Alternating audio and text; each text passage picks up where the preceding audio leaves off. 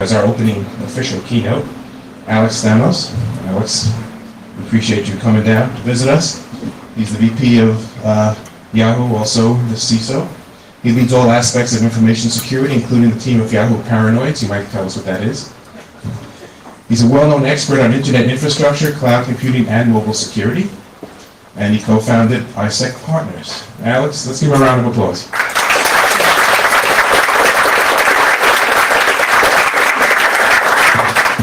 Hey everybody, thanks for having me in this awesome location. It's nice to not be doing a keynote in a shitty Hilton ballroom. This is a lot more pleasant. My name is Alex Stamos, like Richard said. I'm currently at Yahoo. Before that, I want consulting and stuff like that. And today I'm going to talk about, since it's an AppSec crowd, how AppSec is eating security. So this phrase you probably recognize as me ripping off somebody else. It's a rip-off of Mark Andreessen, one of the founders of Andreessen Horowitz. These are probably the richest people I can call my friends would be Mark Andreessen and Ben Horowitz, not through anything cool, just because they hired me at LoudCloud, and then they kept on firing my bosses until I became the head of security there, and not replacing them. And so I get to do a lot of work with Andreessen Horowitz these days, and see them talk, and Mark has a saying that has been pretty famous since it started in Andreessen Horowitz, that their key thesis is that software is eating the world. And what they mean by that is that there's pretty much no industry in the world, in Mark's belief, that isn't going to be disrupted by software. That right now in 2015, it feels like we're already living in the future, but realistically we're something like 3 or 4% of the way through the information revolution, because the vast majority of our lives and the vast majority of industries on the planet have really not changed to the fact that software can allow you to make more intelligent decisions, can get rid of non-human mistakes, and can make things much more efficient. The impact on this in the tech industry means that things are becoming much more generic, and a lot of intelligence is moving to software. So one of their theories is that people who sell things like dedicated pieces of hardware are toast. People that sell things that all they do is one thing are toast. That everything's becoming a platform, and that hardware is becoming a platform, and that new functionality is going to come out of software. And I think that's completely true for the security world. If this is true, if software is eating the world, then it means our subfield, AppSec, is going to be by far the most important area of security for the next 20 years. And that's kind of a bad thing, because AppSec kind of sucks, honestly. We're actually pretty bad at it, right? Like, we're really bad at building secure, dependable, safe software. Certainly, we're way worse at it than building dependable networks or dependable hardware systems. And so, while this is a huge opportunity, it's also a huge problem and something that we're going to have to work on. One of the facts I like to talk to people about when I do these keynote thought leadership things, do you feel led in your thought yet? Hopefully you will by the end. Is I like to talk about how the vast majority of companies in the United States, and probably worldwide honestly, but we'll just talk about the US right now, are kind of screwed. So if you look at the Fortune 500, I recommend you go do this, because it's a really interesting, you just go to fortune.com, and you click on the Fortune 500 button, and you go through the list of 500 largest publicly traded companies in the United States by market cap. And, especially in the first 50 or so, there's a lot of recognizable names, right? There's the GMs and the Chevrons and the Exxon and a lot of people. But you start to get into 200-300s, and there's a ton of companies you've never heard of. And if you go through and think to yourself, and I did this, who here is doing an okay job with security and who's not? You start to realize there's about 100 companies in the Fortune 500 that are doing an okay job. Now, this doesn't mean these people are totally secure. This doesn't mean they're not going to have breaches. These are people who can at least play the game in 2015, right? Every Fortune 500 company has international competition. Every Fortune 500 company in the United States has a competitor in a country where hacking is seen as just part of the business process, and where it's perhaps not state-sponsored, but certainly it's state looks the other way. Right, where the state has sponsored and created a huge skill set for attackers who can then go work for private industry and provide a competitive advantage against their Western counterparts. And so there's 100 companies, I feel, that are doing an okay enough job to play in that area. These are obviously the big banks and the FIs. Some of the big banks have over 1,000 security people. Now, obviously, they're not all super highly skilled. A lot of those people are because their infrastructures are so large and sprawling. But still, with 1,000 people, and with a $150, $200 million product budget, you can probably do an okay job. The defense industrial base, because they've been dealing with China and Russia and everybody since the moment they had computers hooked up to a network. The oil and gas industry. Anybody here ever hear of the Marathon oil hacking? Yeah, nobody. Which is amazing because it's one of the largest actual thefts of dollars from the US economy in history, but we all read about Target and 100 million shitty credit card numbers that nobody cares about, right? Marathon Oil, about, I think this was like 2008, 2009, was looking for new oil and gas leases off the coast of Indonesia, I believe. And they spent all this time mapping the floor and doing seismic surveys and doing test drills and stuff. And then they went to the Indonesian government saying, we want to bid this amount of money for these plots. And it turns out Keynote, the Chinese national oil company, bid on those exact plots for the minimum bid more than what Marathon did. And they thought, wow, this is what a coinky-dink, right? This is, we didn't see them, out there mapping the seafloor. And it's amazing that they have complete overlap with the exact ones that we wanted. So they do an investigation. It turns out the CFO had malware in his laptop, and they're reading his email, right? So that is a multi-billion-dollar swing of value for Marathon Oil to CNOC over a 50-year period, right? But unfortunately, in the security industry, we just give a shit about things like credit card numbers and stuff. We don't think about the things that actually have an impact on people's lives or on world politics for decades. But the oil and gas industry certainly realizes that. They do a really good job. Critical infrastructure folks, I mean, we all know that SCADA systems are kind of crappy, but everybody knows that who runs them. And so they have done a reasonable amount of work to get them off the network and to do basic things to protect. Big tech companies like us, Facebook, Google, the Twitter, the big companies that have the ability to build big, diverse teams that perhaps are not spending a huge amount of money, but are able to build solutions. And then some retail. I mean, obviously most retailers are in trouble. That's what we've seen in the last year. But there are a couple of retailers that have not been in the news, and if you talk to their security teams, you can understand why, because they're actually quite good. But that means that there's 400 companies left in the Fortune 500 who are able to play the game, right? Like, these guys are still sometimes in trouble, right? Like, if you're in this area, you're still going to have breaches, and you're still going to have to work every single day to keep your system safe. These guys can't even play the game.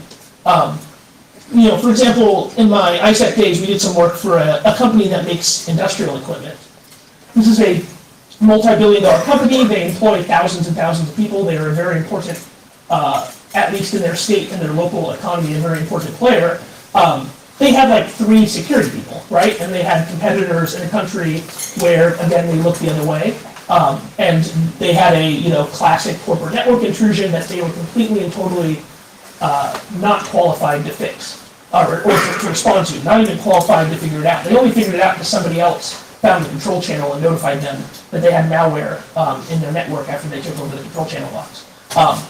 When we tried to, we were able to help them fix up the initial bug, and we were able to help them clean up some of the mess. But in the end, I really had nothing to tell them, right? Because if you're a mid-sized industrial company in the Midwest, you're always going to miss 3 things that are critical to play the game in 2015. That's secure software engineering, secure AppSec. Every single Fortune 500 company is writing their own software, right? Every single Fortune 500 company is a software vendor, at least for themselves. And the vast majority of them don't know how to write secure software. They're all mostly missing engineering-focused incident response. So maybe they're able to hire incident responders, but they're people that know how to use NCase and FTK, and don't know how to do things like a query across Hadoop to track an attacker moving horizontally through your network, or people who know how to write code to make memory forensics faster, right? Like, if you want to play at the speed at which our attackers are playing at these days, you have to have incident responders who are actually software engineers, who think incident response is great, not people who went into the Army at 19, took a test, did really well, and got 6 months of incident response training, and then spent the Iraq War kicking in doors and imaging people's hard drives. There's a lot of guys like that with good skills, but they're not the kind of skills you always need in a situation. Guys might know which company I'm talking about when I'm talking about that company. There's a consulting company that will give you those people for $400 an hour. And then the ability to create their own solutions and not just buy them off the shelf. Most popular bot solutions are useless against advanced attackers. So we used to be a huge FireEye customer, and we're ripping them all out. We didn't renew. And which makes total sense. We found a bunch of malware from advanced attackers that just floated right past FireEye. Because there's a lab in Beijing with 20 FireEye boxes, right? Like, you'd be an idiot to be a nation-state level attacker and to use malware that FireEye catches. And so, there's a kind of a catch-22 of people, especially in the corporate world, who are trying to find malware that's used across multiple companies. That once you're popular and successful, there's no way your product's going to work anymore, because as long as your product can be purchased by somebody who has a link to one of these governments, or one of the people who are actually hiring the hackers that are going to break into your Fortune 500 company, it's no longer going to work. We all know users aren't safe. I mean, the unfortunate truth is that for the vast majority of people on the internet, they're only safe at that moment because they're not being attacked at that moment, right? Like, the only reason anybody's safe using the internet is there's not enough bad guys, which is a really bad state of affairs. That's like not a scalable solution of just, we hope the bad guys don't figure out how profitable this can be. And this is starting to become a realization. This was a story in the New York Times Sunday magazine about the reporter had her mom's machine taken over by CryptoWall, which went and encrypted all of her files. It's a fun story to read because the mom goes and it's her travails trying to buy Bitcoin out of a Bitcoin ATM, and then Bitcoin price drops. So by the time she deposits the money, it's not enough money. And so she has to file a ticket with the CryptoWall customer service portal, and they end up unlocking her machine anyway because they felt nice. They didn't want this poor lady in the Midwest to be responsible for Bitcoin price fluctuations.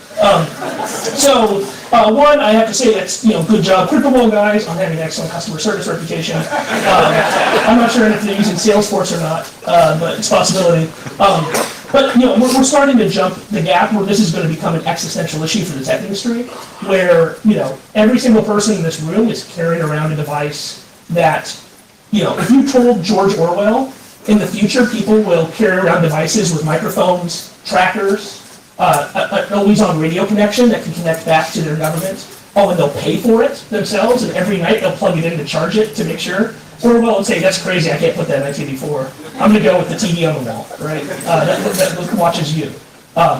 This is only because people have an assumption of privacy and security that's actually not based on fact, right? And so if we as the tech industry want people to continue to use technology and to integrate into their lives, we have to solve this, and we have to catch up with people's expectations before their expectations get reset to reality, because once they're there, it's going to be really hard to fix it.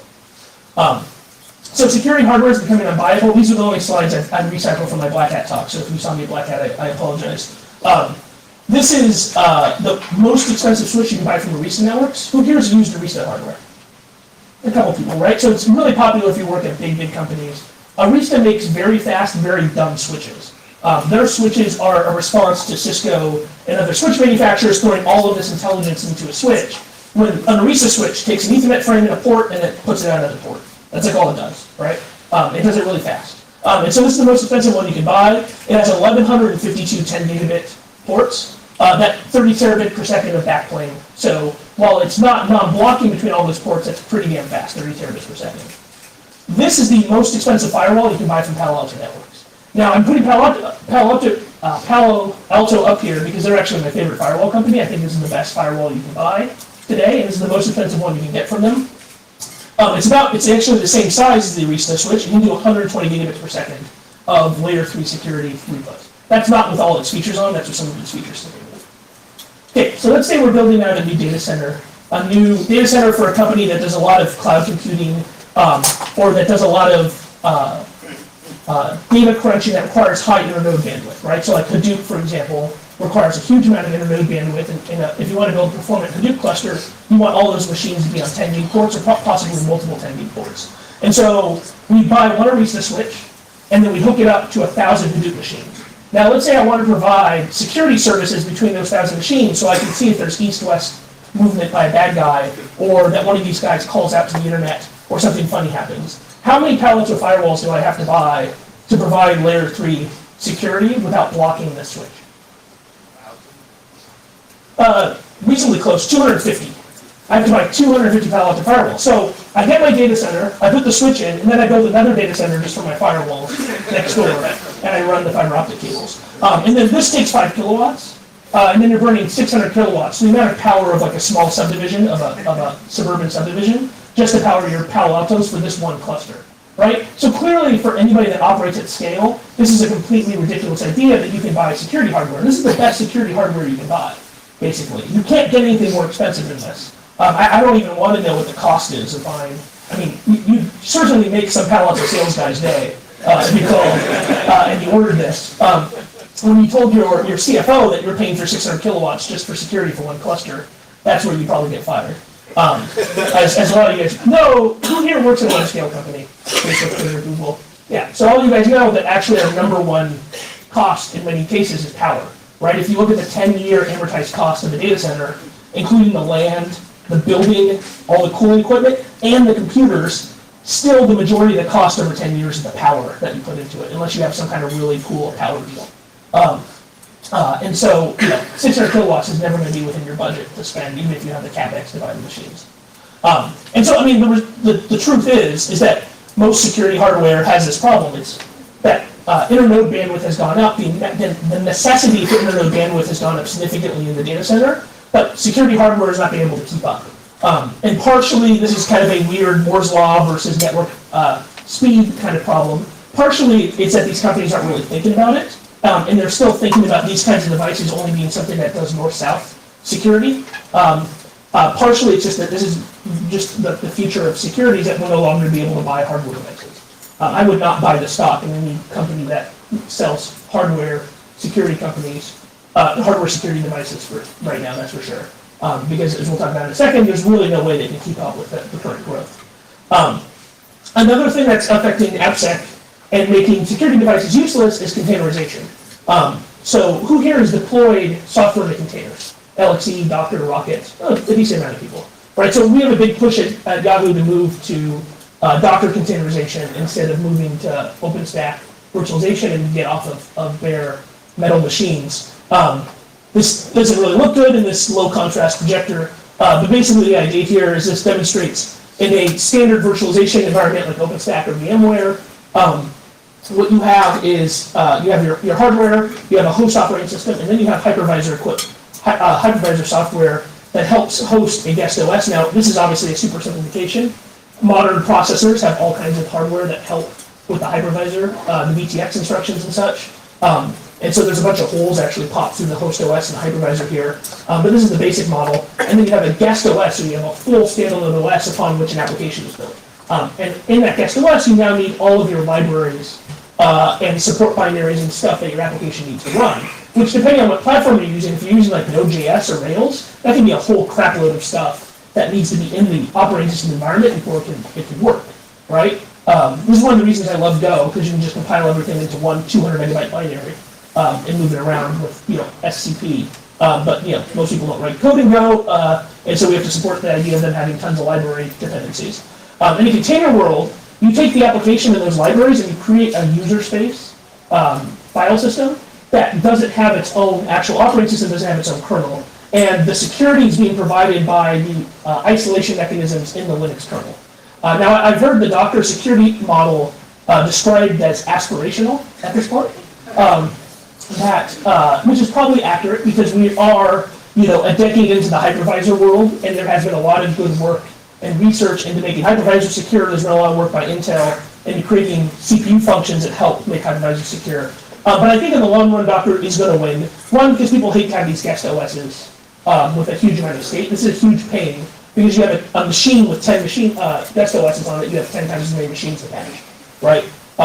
The other is that the container world really works in the DevOps kind of model. This works great when this guest OS is operated by somebody who's different than the person who writes the application. But if the same person is doing both, then there's no reason why the creation of those libraries and putting all those binaries into the application should be done by the same person who actually wrote the code themselves. And so in the Docker world, or Rocket or LXC, I'm talking about containers overall, it doesn't matter which container format you use. We have no virtual sound card, right? So this is one of the reasons I think Docker will win in the long run from a security perspective, is that the Linux kernel API is actually a lot simpler than all the crap a hypervisor has to simulate, right? It's like, why am I emulating a GPU for my Ruby app? Why am I emulating a serial console? Why am I emulating a sound card for my server, right? And so that's a huge amount of attack surface. It's a huge amount of C and C++ code that's pretending to be a low-level hardware device that can create a huge amount of attack surface. And so getting rid of all that crap is great. Now, obviously, the C groups and all the other stuff in Linux container world have not been battle tested yet, and we have the problem of Linus Torvalds spending a decade not caring about local privilege escalation bugs, and now all of a sudden he does, and so we have to kind of go back and fix all that stuff he didn't really care about. But in the long run, I think I'd much rather have a Linux syscall interface to protect than to protect something that's emulating an Intel South bridge, right? And all of its complexity and being bug compatible with the Intel South bridge. You have no guest OS patching. So if you have a container and you want to patch it, let's say it's shell shock, right? Let's say this container has a PHP app in it, and that PHP app calls out to the shell to do a bunch of stuff, and so it has a bash binary. Instead of patching this OS and rebooting the host, and then patching this OS and rebooting the guest, what you do is maybe you patch this host, maybe you don't. With shell shock, almost certainly the binary would be there, although there'll be a lot of stuff. You can, in a container world, this host can be actually much smaller even than a hypervisor. You can cut it down to almost nothing. A kernel, a init, a shell, libc, and a couple other things to run a couple of daemons, an SSH to manage it, or a chef or something. And so you just redeploy the entire binary. Now that means that there has to be no state here. That's one thing you don't see here is there's no storage of state locally in the app. But the benefit is if you build your app that way, that all the state is stored in a distributed database somewhere, or some kind of other distributed data structure, or in a queuing system or something, then it's super fast. So you don't have to patch the SOS, and patching can be much faster. Now we don't have VTX enforcement, so all that great work Intel's done in adding support for hypervisors is useless in the container world. So I feel bad for those Intel engineers who put their entire career into that, and then software left them behind, but that's how life is. You have no network controls. So while in theory you can create virtual adapters and attach them to Docker containers, nobody does that. In reality, almost always what happens is every app in Docker runs under the same IP address as the host. The host might have a control interface and then an app interface, but almost nobody goes through all the work to create virtual adapters down here. And so the result is, in a containerized environment where containers are moving around all the time, and they're jumping through IP addresses, you have no ability to provide layer 3 security using devices unless you have a extraordinarily flexible SDN system that nobody's ever bought before, right? And so realistically, these Docker networks are just flat layer 2 networks with a huge amount of bandwidth and no layer 3 security. You have no stable naming because of the same thing. The whole idea of containers is you can expand and contract them, so you always have to have an ability to figure out what machines you're talking to, either through like a queuing system or some kind of service registry. And you have no one-to-one service relationships. So in the long run, this is a really good thing for AppSec because it means AppSec is taking over responsibility for system security as well. And so we no longer have the system administrator kind of and the production host people responsible for the OS, and then the developers responsible for the security of their stuff. All of that messy stuff in the middle, the shell shock, the heartbleeds, all of the stuff that's based in the that's built in the basic libraries that cause a huge problem for patching because you have to coordinate these two teams and their two life cycles, goes away. That all becomes the problem of the application developers. Now, the downside is application developers are totally and completely unprepared for this. And the standard kind of patching life cycles and companies are totally unprepared for this. And so if you're going to containerization, you need to build a whole new system to do that. We have the Internet of Things that we're all going to have to deal with. As a lot of you have probably heard SkyMall closed. And so if you're sad that you can no longer buy a robotic kitty litter box that cleans itself, I totally recommend you go to store.idevices.com, which is really like the Internet of SkyMall devices, right? It's all the crap through SkyMall, except now they all have Bluetooth and Wi-Fi, and a 18-month-old Linux kernel will never be attached. Which again, this then means that everything in the Internet of Things network is all about app security. There's no product you can buy to keep these devices secure on your network. And probably most of you, if you go back to your enterprises and you do an audit of you already have a lot of Internet of Things working. All of your environmental control systems, your power systems, all of those things are embedded systems that are never patched and that generally need unfettered internet access because they're calling out to some HVAC vendor or to your company that's giving you your energy green star and all that crap. And so you already have this problem. It's just now we're exporting it to users. Okay, so what do we have to do if AppSec's going to eat the security world? If all these things are going to happen, what has to happen to AppSec so we can actually live up to the things that we're supposed to do? So apps have to be secure by default. I know people say this all the time, but we need to get to the point of when a normal developer writes a web app, that web app is safe. Not a normal developer writes a web app, and then they buy a web application firewall, and then they hire a consultant for $100,000, and now the web app is reasonably safe. Because the number of companies that do that, again, are only the secure 100, not the screwed 400, right? Like the number of companies that will go through all the things right now you have to do to build a secure web app is vanishingly small and is not reflective of the diversity of companies that have to write software. And so one great example of how we've totally failed in this, something that was a huge opportunity that we've completely fallen down as an industry, is all of the JavaScript libraries. So who here has written something with AngularJS libraries like that? Yeah.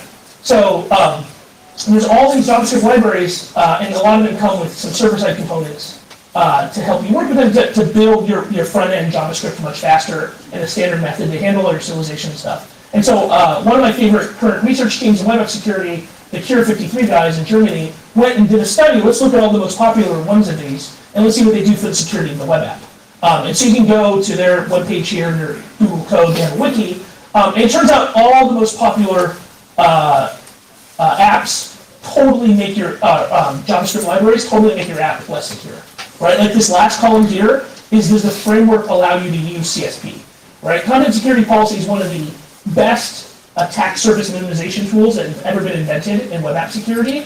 And if you want to use, if you just write your web app using one of these, except in one situation, you cannot use CSP.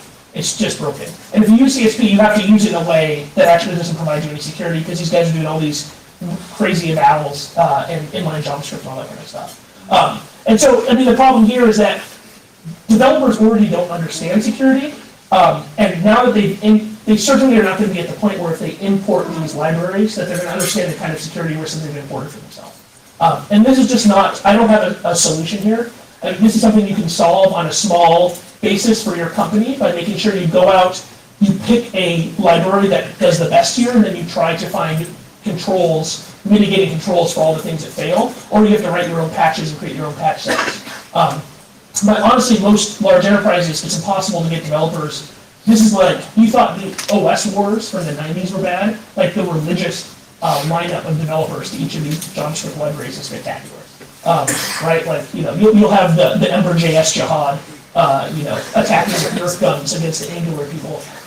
You know, it's crazy to try to get developers to agree on one JavaScript framework.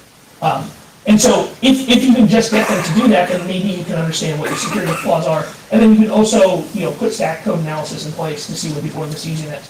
But for the most part, this is a huge fail. Because we had an opportunity here to do really good, and we didn't as an industry. AppSec doesn't have to be real-time or inline. So there's this idea in application security that we adapt from the network security world, that everything we do has to be inline, that if you have a security product, either software or hardware, you have to put it in front of your web server, and all of its detection has to happen in real time. So I'm going to talk a little bit about how realistic it is for that. It turns out there's actually a trade-off. I mean, that sounds like a great idea, like, hey, I don't want to let any attacks through. I think that's a great idea for it to be always in line and always secure. But you have to realize there is a trade-off of, if you're that fast, you can't actually be that smart. So 10 gigabit Ethernet port, which is the standard thing on web servers these days, any reasonable cheap-ass Dell box can saturate a 10 gig Ethernet port with a small web app, a simple web app. Means that you have 67 nanoseconds between different Ethernet frames coming in. This is the standard right now. In 5 years, we're all going to be buying 100 gigabit per second Ethernet frames, which means you get an Ethernet frame. By the time that Ethernet frame ends, there's 6.7 nanoseconds elapsed before the next Ethernet frame ends, and you have to look at it. So is there anybody in this room, I saw a very tall man, anybody in this room who's 6'5" or taller? Here. Okay, sir, can you stand up here in the middle? How tall are you, sir? 6'8". 6'8", okay, great. So you're perfect for this example. So why don't you look at your shoe? Okay, great, you can stop looking at your shoe. So, how fast is the speed of light? In meters per second. It's 299 million meters per second. So how many meters does a photon travel in 1 nanosecond, 1 billionth of a second? 0.299 meters. So in 6.7 nanoseconds, that's how long it took from a photon to bounce off of his shoe and get to his eyeball. In vacuum. It actually took a little bit longer because it went through air. That's how fast 100 gigabit Ethernet is. So think about that. A photon hit his foot and bounced into his eyeball. And this is light, takes 8 minutes to get to the fucking sun, right? So like, it moves pretty fast. You can sit down, thank you, sir. That's the distance it travels, just about 6'5", 2.01 meters. So, if you want to build a security product that moves this fast, at 100 gigabit per second, that means that you have to look at the Ethernet frame and make a decision of whether or not you're going to let it go past. By the time that light travels 6 feet down the fiber optic cable that you're coming. That's ridiculous. If you have a 4 gigahertz processor, that means you have about 28 cycles to look at that Ethernet frame. So let's say you have a GET request that fits into a single Ethernet frame, so you don't have to reassemble it. And you want to decide whether you're going to let that GET request through. You have 28 cycles. Let's say the TCP's all been done, all that stuff's offloaded onto an FPGA. You just get a GET request already pulled out of the TCP frame in RAM. You now have 28 cycles to figure out whether to let that GET request through or not. 28, and these are like 28 basic Intel instructions. If you do anything that isn't in the register, if you go to layer 1 cache, that takes up 4 cycles right there, right? So you basically have to make the decision based upon 64-bit and 128-bit registers, like SIMD registers, what's in there, and 28 instructions. How intelligent is that? It's not intelligent at all, right? Like, you can't do anything smart in 28 cycles, and that's where we're going to have to be. This is from Imperva's website, and I can make fun of Imperva because they're in the top right corner of the Gartner chart, so that means you can make fun of them, right? They try to advertise that all their stuff is inline and it's wire speed. And there's absolutely no way that you can provide any security on an application layer at wire speed at 100 gig Ethernet. And 100 gig Ethernet's not that rare. We've got 100 gig Ethernet all over the place. Not really the servers, but on a component basis, and certainly we have a lot of servers that have multiple 10 gig ports. So while your company might not be doing it, if you're able to operate at web scale, 100 gig Ethernet's no big deal. And that's where our industry's going to have to be in a couple of years. So why is it a bad idea to do it in line? So you're like, oh, well, Alex is saying I'm just going to let the attack go past, and I'm not going to make an intelligent decision whether or not to stop an attack from happening? Yes, that's what I'm saying. Because realistically, in AppSec especially, we very rarely have the SQL slammer problem, where you have like a single UDP packet, and then all of a sudden you're screwed, right? Generally, an attack in AppSec takes multiple seconds, multiple web requests. It takes a little bit of time, and often it's a problem that you can unravel later, not in real time. You don't actually have to stop it in real time. So here's an example of making a decision in real time versus later that has caught a lot of people in the last couple weeks. So who's this? Come on. Tom Brady, yes. The best quarterback of all time. So let's say in real time, I'm trying to decide whether Tom Brady's cheating or not. And I look at this picture in real time. This is a picture of Tom Brady not fumbling the football. What does that tell me to watch one play of Tom Brady play? It tells me nothing. Tom Brady didn't fumble, right? Everything must be fine. That's just normal. That's how life is. That's how football is. But if I wait a little bit and I put a lot of data together, what you find out is that Tom Brady's a cheating bastard, right? This is a graph of the number of plays between fumbles for the entire NFL since 2010. This is from a great football analytics guy named Warren Sharp, who runs a site called Sharp Football Analysis. And you can see that here's the linear progression line, that a little bit under, a little bit over, all these teams. The second best team here is Houston.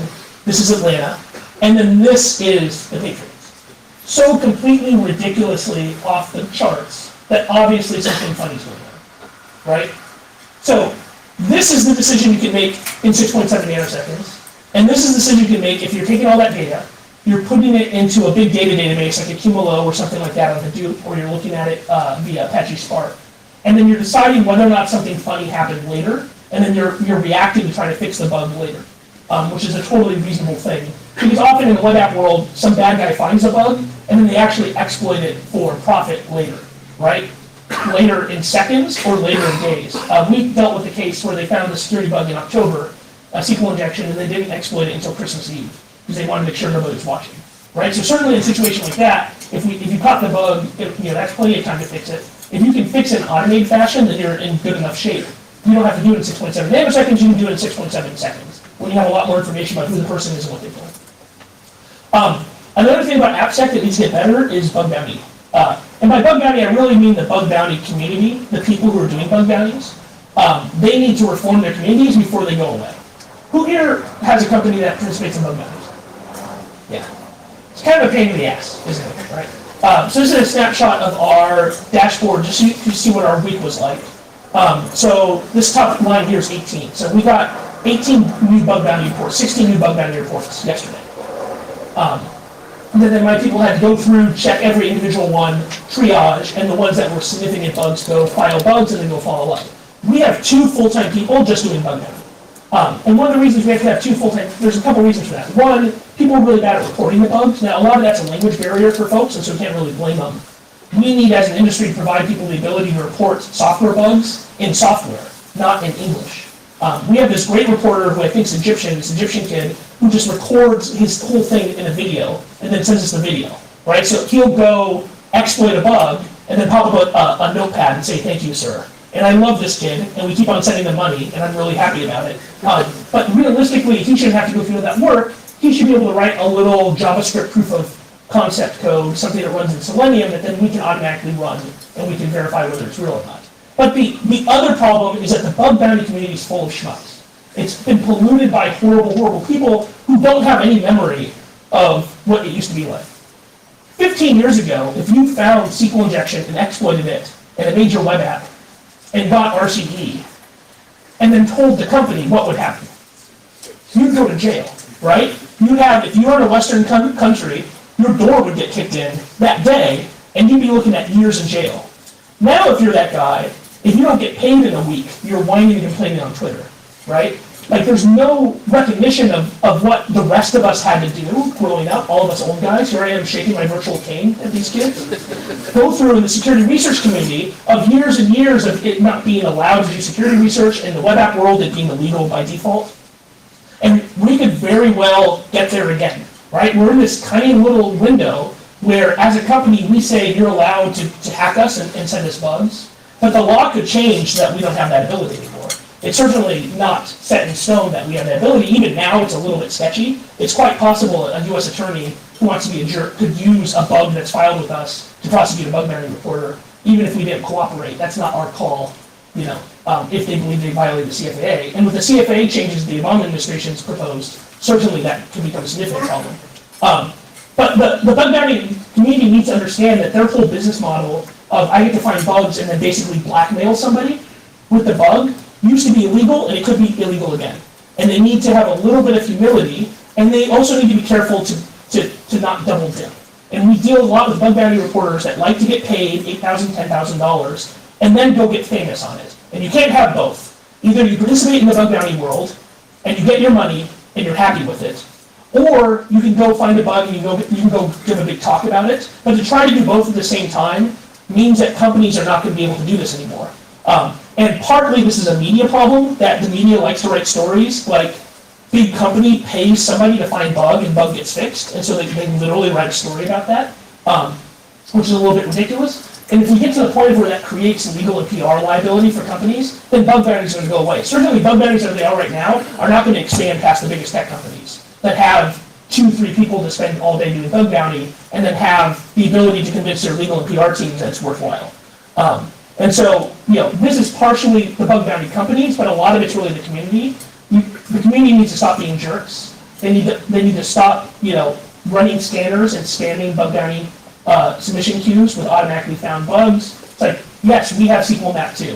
Thank you so much, sir, for running it from your AWS micro instance. We had no ability to do that.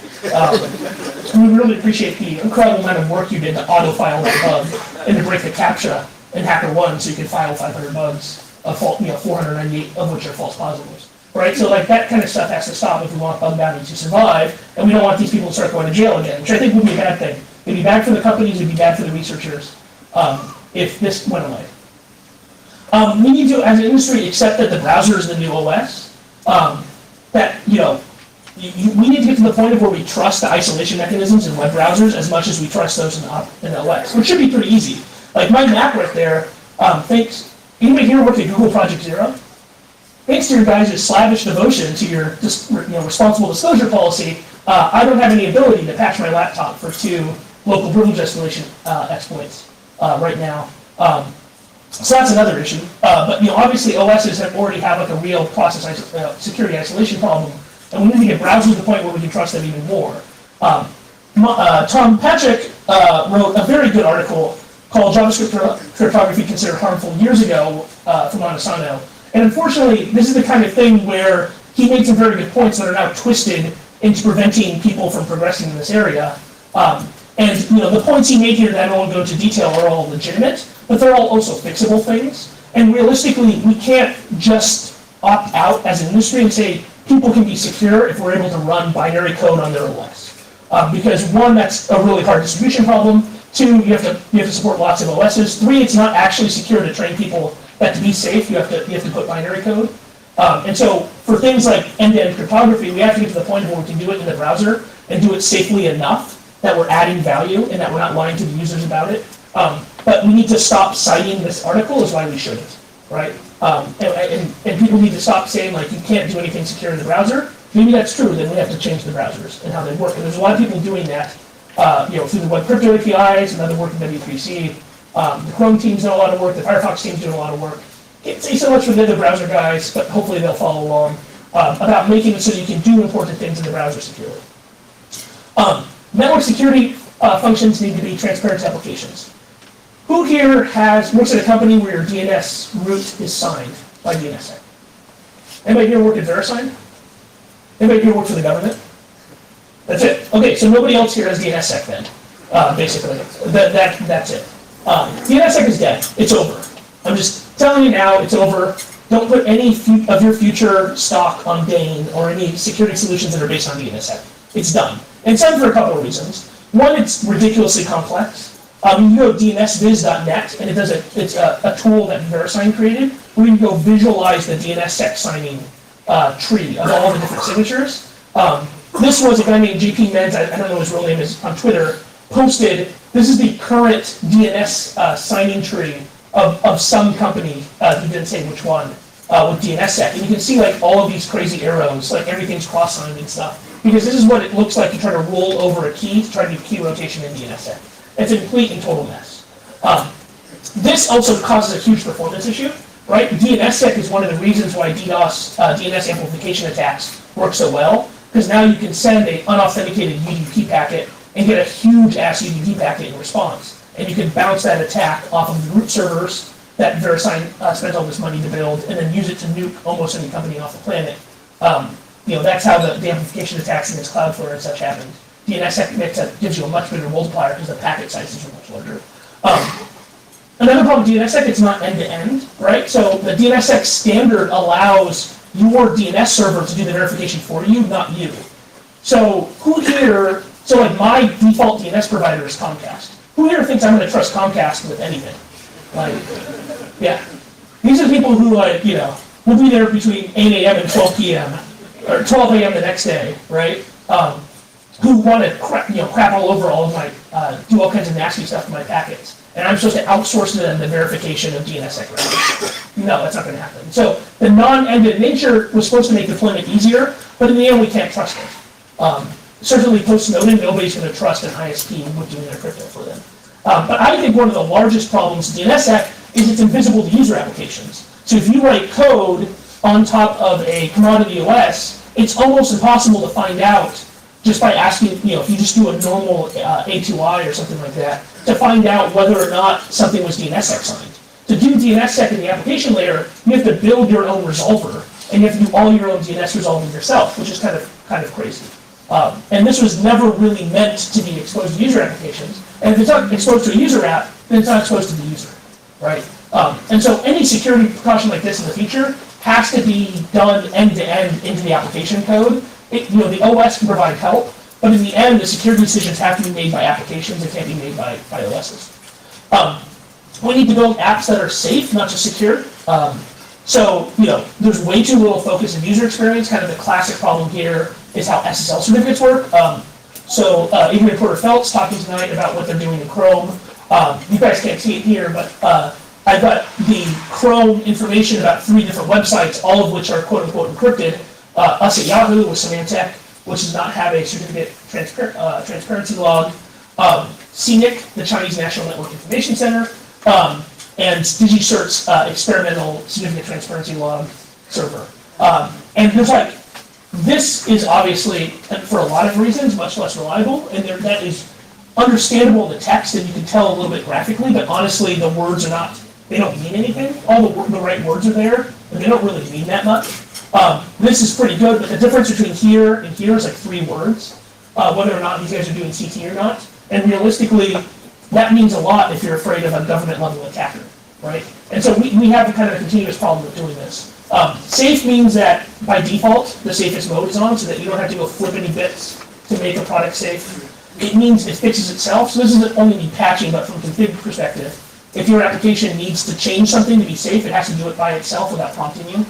And the fact that Microsoft doesn't auto-patch itself, Windows doesn't auto-patch itself, is one of the basic errors of the 1990s that we're living with, for the next 20, 30 years.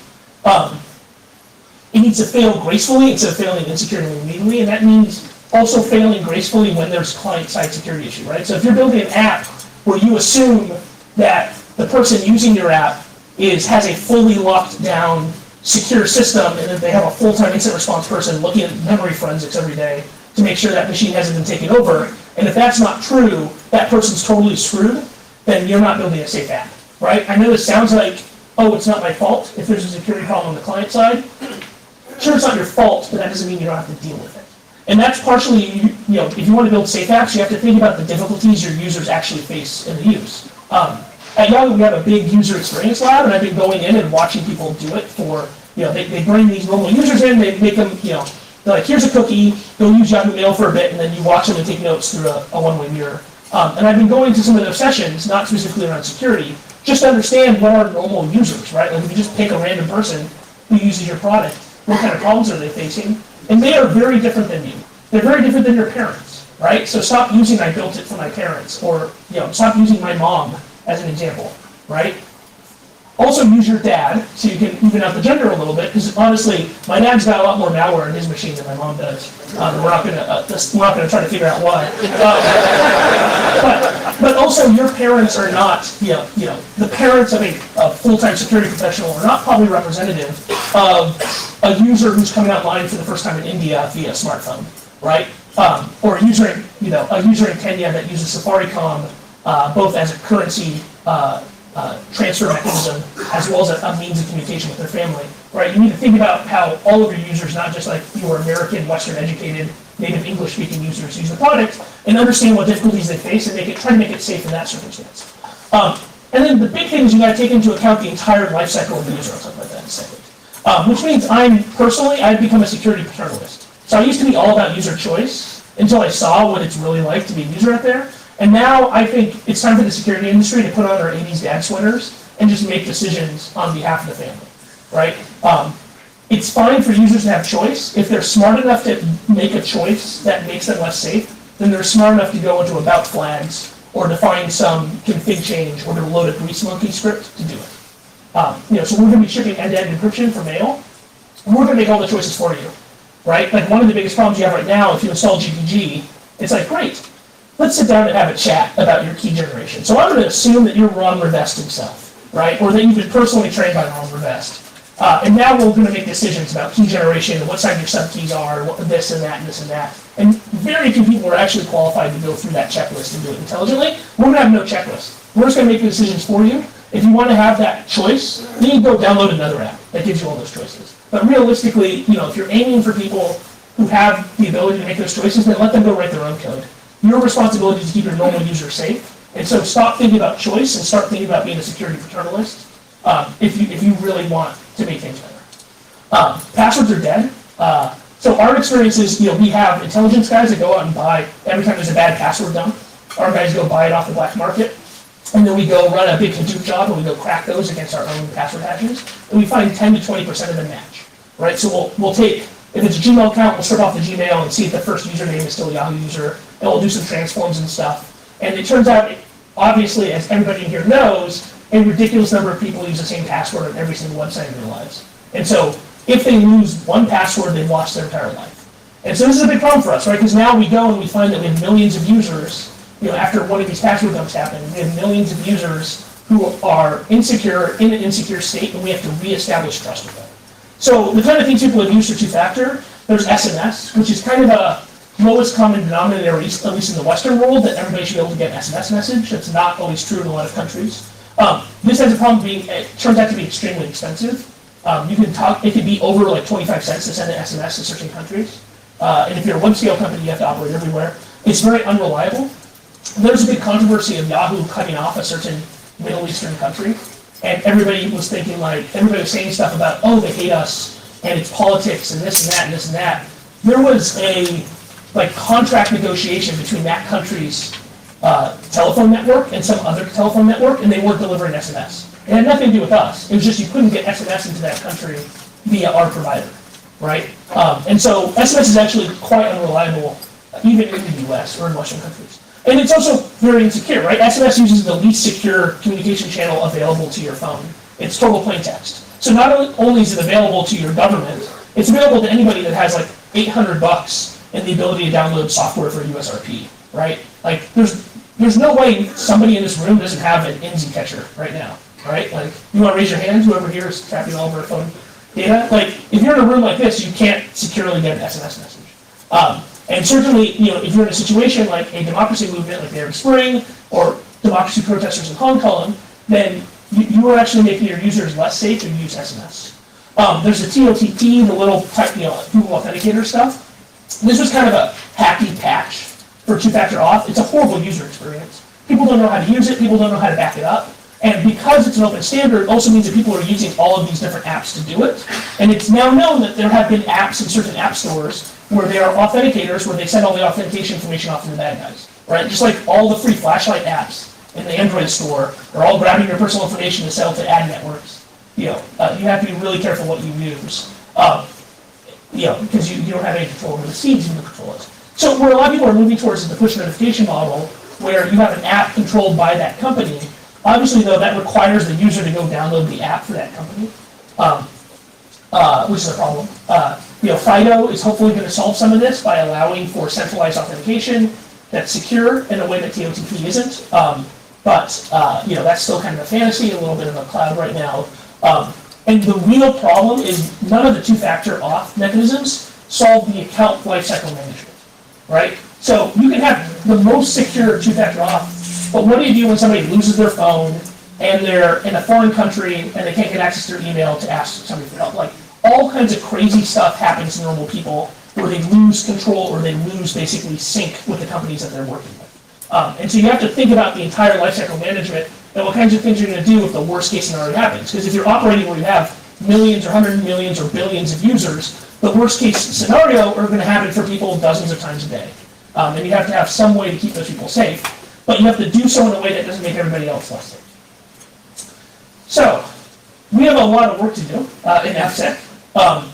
We need to be able to build apps without any kind of layer 3 protections, right? So we're moving towards a world where application security people have to think about the fact that there's nothing in the network keeping them safe on a layer 3 basis, which is probably true right now. It's just good for us to kind of explicitly understand that there are no longer going to be security products there to keep us safe. We have to build apps that are safe on their own without a WAF in front of them, at least a physical WAF. Because if you're going to operate at scale in the future, it's just going to be impossible to buy devices that operate at that speed. We have to start patching in our CI/CD pipelines. So the AppSec world and the container world is now going to be also responsible for the security side of DevOps, the ops side. And so that means changing how patching works from I find a change window, I patch in place, I reset machines, I either reset services or I reboot boxes, to redesign our apps so that we can take half of them down, replace them, and then we take the other half down and replace them, which is a completely different way to do patching, and it can be way faster. If it's the day of that you're trying to figure that out, you're going to be in trouble. We need to figure out how to encrypt people's data and still provide them value. And so this is an area where I feel like the practice has not caught up. There's all kinds of interesting research in multi-party computation and homomorphic encryption and different encryption types.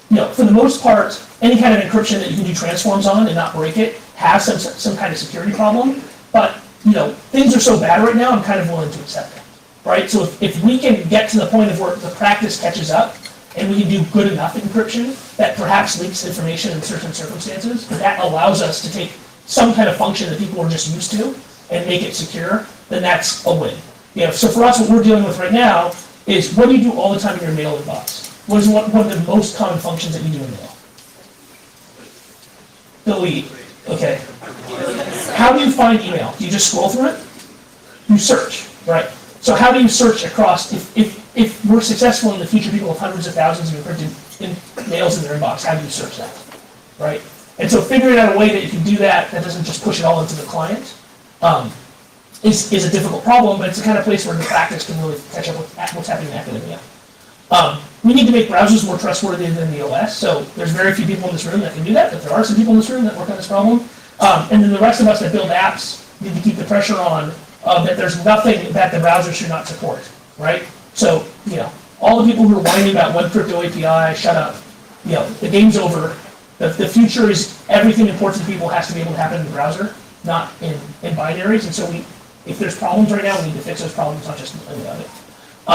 Which is good. I mean, this is good for AppSec because there's more work for us. This is going to continue to be a really interesting industry. The question is, can we solve some of these problems without selling product? Because in the end, when you talk about the Fortune, the 100 versus the 400, a lot of the problem is things aren't safe by default. They're not safe in an easy manner. And so just knowing you're in trouble is the first step to figuring out you have to buy a product. And so while there's obviously no economic incentive for some people to solve a problem without making money, hopefully as an industry we can get better at solving this stuff basically without you having to ship stuff. And then my shameless pitch slide is I'm looking for a new director or senior director of product security to run our product security team. We have 1.3 billion users and about 80 products. It's a very interesting product security challenge. Drop me an email if you're interested. I think I have like 5 minutes for questions.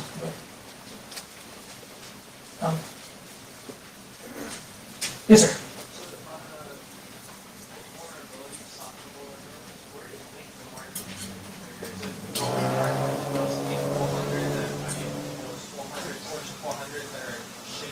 Yeah. And helping them custom make their own software and patch their vulnerabilities, or is it going directly to software developers and helping them? In other words, which is the big market as far as like Well, I mean, I think the market that's untapped is all of the companies who are writing code right now who don't understand how bad it is, right? Some of them are buyers. I mean, there's an opportunity to create buyers, I think, in the people who don't know. I'm not sure. I mean, I'm not sure how much money you can make off that. I mean, part of the problem is that if you don't have the staff, the right staff, you don't know how bad things are, right? And that's part of my message here.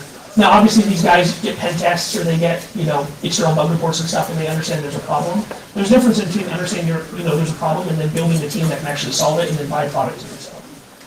So I think there's an opportunity there, but I think it's for products that aren't actually sold as security products. They're products that make things better in some other way, and then they just happen to make you more secure. If that makes sense. I think for the vast majority of companies out there, they don't buy a lot of security products because they don't have advanced enough teams to go decide whether or not those products actually work for them and then spend the money, but they do get a lot of benefit of buying things that just happen to have security as an advertised benefit, like Splunk, right? Splunk for a long time was not something people bought for security, it just happened to be kind of an emergent property of people getting all their logs together that they can find interesting security stuff. And so if you want to sell a security product, I would suggest you have an operational or performance or development lifecycle benefit, and that security is just an add-on. Because honestly, like all the security products in the world, one of the problems everybody has is you're all trying to sell to the banks, right? You're all trying to sell to the same 9 people, right? Like David LaBianca and 5 other guys in New York. And you're all asking me for his phone number, and I will not give it to you because he gets way too many phone calls, right? And those people already have solutions for most of their areas, and then if you warp your product exactly for like what the banks need, then it's not going to be sellable to the rest of that scale, right? So I do think there's an opportunity, but you can't start with, I'm going to sell my web application security product to Goldman Sachs, and then I'm going to sell it to number 239 on the Fortune 500.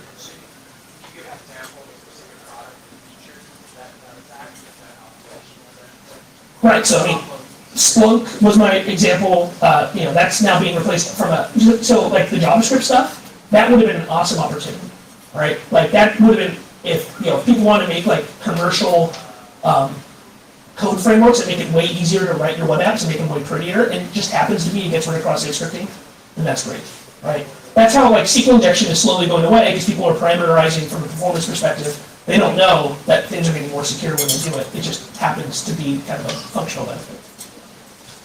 Yes, sir. The biggest challenge facing Yahoo? That's a great question. I mean, I think the biggest challenge, by far the biggest challenge, is user security. It's not people breaking into us, it's making our product safe for normal users. The death of the password paradigm and replacing it is by far the worst thing. Like, I have a constant Twitter feed in my tweet deck of the words Yahoo and hacked, and every day people are saying my Yahoo account is hacked. And I'll go find a random sampling, and we'll go look, and we'll say, yep, we figured out Sally, her password was in the eBay dump or something like that, or some, crappy little place, and we're, this is where the bad guys came in, and they did it, and there's, in theory, nothing we can do. In practice, it means we need to rebuild how we interact with Sally, so that she isn't using the same password everywhere, and that if she loses her password, it's not a complete disaster. So yeah, by far, the password problem is my biggest problem. Yeah, you mentioned your Club Bounty program, and how you don't like people double dipping, getting the bounty and also getting a write-up. Oh yeah. The opposition to that. Because if you're getting paid to do something, that's paid research, and it's not in our economic benefit to pay people to make us look bad, right? And from a security team perspective, it's specifically a problem with PR and security teams. That the idea is like, wait, our security team is paying people to then blackmail us, and creating a community of people that make us look bad and complain if we don't pay within X days. So if bug bounty is going to survive, that has to go away. It has to be, if you get your money, then you take your star and your this guy got paid, and you don't go turn it into a DEF CON talk. Otherwise, it's going to go away, for sure. Yes, sir. Sorry. Yeah.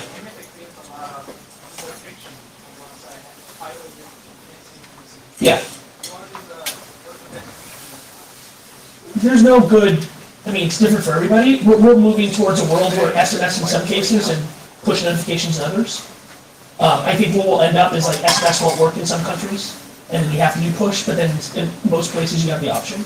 And this is another problem with user security, is you need to build security for the 99% without making it less secure for the 1% of people who actually have like a major nation state threat, right? So we have to come up with solutions where if we apply it to everybody, we protect the 99% of people where it's really just my password was stolen by malware or my password was hacked from another site, and then you're going to use my account for spam, versus democracy activists.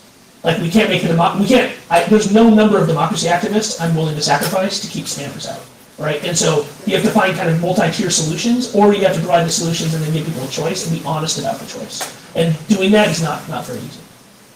So yeah, unfortunately, that's what I'm saying is like, that's an area, like there's going to be all these talks about cross-site scripting and SQL injection and all kinds of individual web bugs.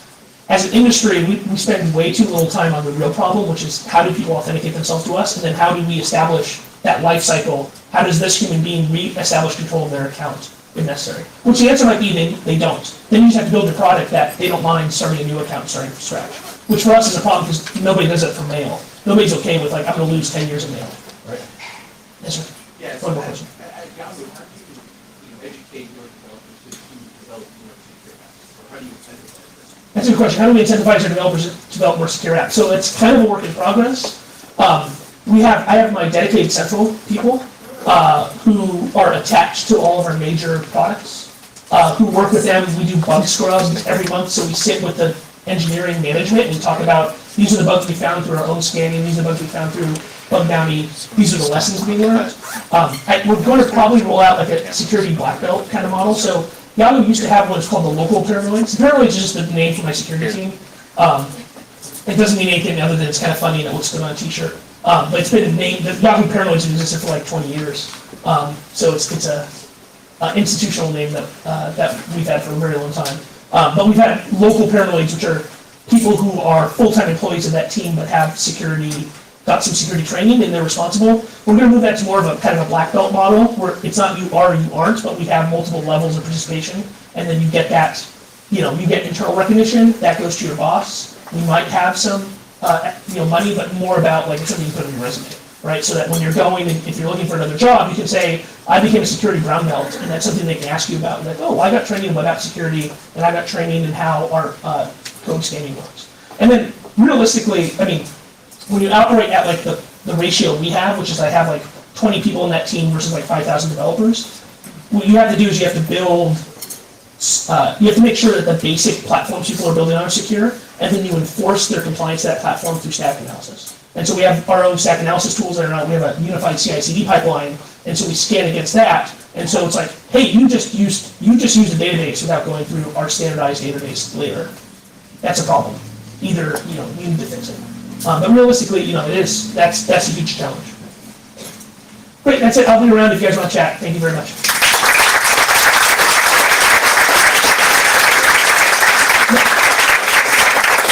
I'm sorry, I'm not going to post the slides because I was not able to find copyright. Our brand management people are all about not getting sued for copyright infringement. And some of those pictures are not Creative Commons.